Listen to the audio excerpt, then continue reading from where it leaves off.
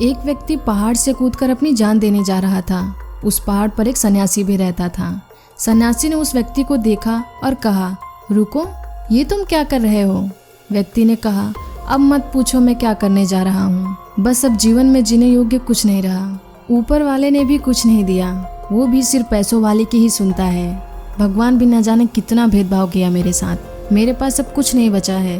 अब मैं अपनी जिंदगी को समाप्त कर देना चाहता हूँ। सन्यासी ने कहा, ठीक है, मैं तुम्हें नहीं रोकूंगा, लेकिन जाने से पहले मेरा एक काम कर दो। वैसे भी तुम मरने वाले हो और तुम्हारा शरीर नष्ट होने वाला है। मैं एक ऐसे व्यक्ति को जानता हूँ जो बेहद पैसे वाला है, लेकिन उसके पास आंखें नहीं हैं। अगर तुम अपनी आंखें उसे दे दो तो मैं बदले में तुम्हें करोड़ों रुपए दिलवा सकता हूँ। सन्यासी उस व्यक्ति को अंधे अमीर व्यक्ति के पास लेकर जाता है। अंधा व्यक्ति उससे कहता है, तो बताओ तुम कितने रुपए में अपनी आंखें दोगे मुझे?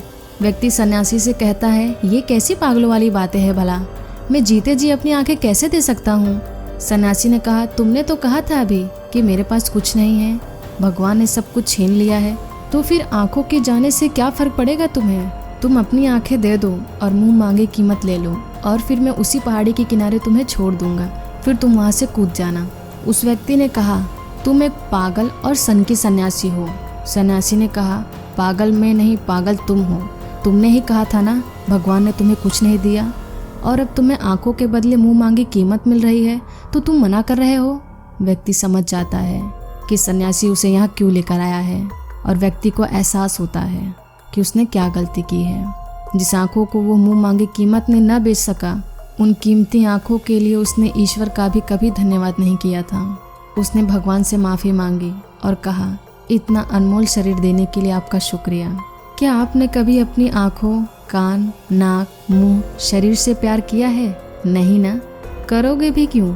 भगवान ने इतना कीमती शरीर मुफ्त में जो दे दिया है, जो सुन नहीं सकता, बोल नहीं सकता, देख नहीं सकता और चल भी नहीं सकता, कभी उसे जानने की कोशिश करना। तुम्हें सब फ्री में मिला हुआ है, इसलिए इसकी कद्र नहीं है। किसी काम में फेल हो जाते हो, कोई धोखा दे देता है, कोई काम मन अनुसार नहीं होता तो जीवन को व्यर्थ समझने लगते हो और गलत करने की सोचने लगते हो। भाड़ में जाए वो लोग जो तुम्हें समझ न सके, भाड़ में जाए वो दो कौड़ी की इच्छाएं जो पूरी ना हो सके। तुम्हें किसी परिस्थिति या लोगों से डरने या दबने की ज़रूरत नहीं। किसी व्यक्ति या परिस्थिति को इतना महत्व न दो कि तुम्हारी खुशी कोई छीन ले। मरना एक दिन तय है, जीवन भले ही एक दिन तक का क्यों ना हो, निडर बनकर जियो। जहाँ हो जैसी परिस्थिति है वहीं से शुरुआत करो। बीते कल से एक सीख लो और उसके बारे में सोचना बंद करके आगे बढ़ो। तुम्हारी ज़िंदगी तुम खुद बदलोगे, दूसरा और कोई नहीं।